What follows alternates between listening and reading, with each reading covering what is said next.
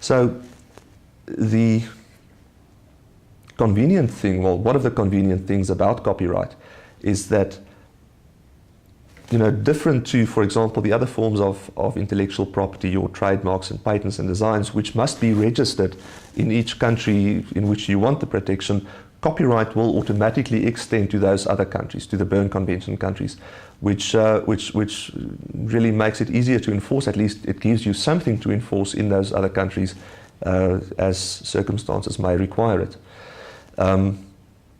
So generally, as I, well, at least, so we've looked at what constitutes a qualified person. If you are not a qualified person, but you can show that your work was for the first time published in South Africa or any of the countries to which the operation of our Act has been extended, i.e. the Berne Convention countries, then you will also be able to claim protection in that work.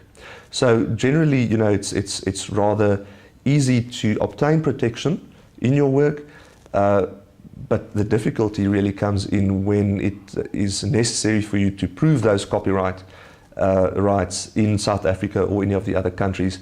That is when the process becomes onerous, and you first have to prove to a court that even before getting to the point that there's been an infringement of my copyright, I must now prove the subsistence of the copyright in this work. And as I said, you will prove the subsistence of copyright by showing that you've complied with these requirements. Firstly, that, you know, your work is original, it is in a material form, you are a qualified person, or that your work has first been published in a Berne Convention country.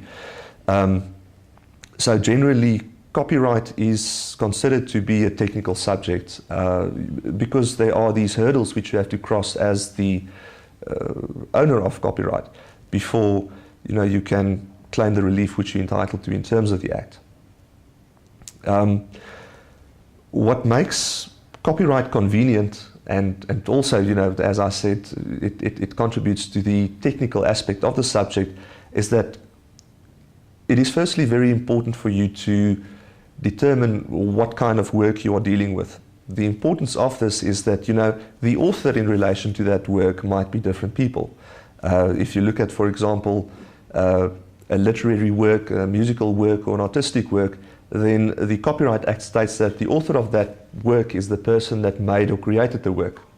Whereas if you, for example, look at a computer program, it's not necessarily the person that sat down and, you know, developed the code, the source code for the computer program, but rather the person that exercised control over the making of the program. So it is, you know, the situation may differ from case to case depending on what kind of work you're dealing with, etc., etc. Another aspect which comes into play there is, you know, the duration of copyright and the various ways of how someone can infringe your work.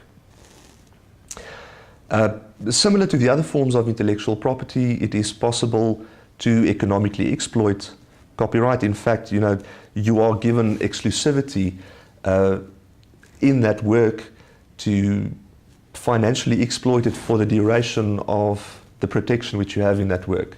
The idea is that, you know, once your duration of protection have run out, once the copyright in the work has expired, the work falls into the public domain and it can then be exploited by anyone, you know, as they may wish. If you want to reproduce a work, you can do so because there's no longer any protection subsisting in that work. Now, it's possible to exploit copyright in the same way as with the others. As I said, you know, you can license other people to, for example, reproduce your work. If you've written a book, you can allow them to copy, publish it. You can transfer your ownership in the works to other parties by, you know, at least through a written deed of assignment. That is, in fact, one of the requirements, formal requirements for a valid transfer of copyright, is that you know, the parties should agree to that in a written document.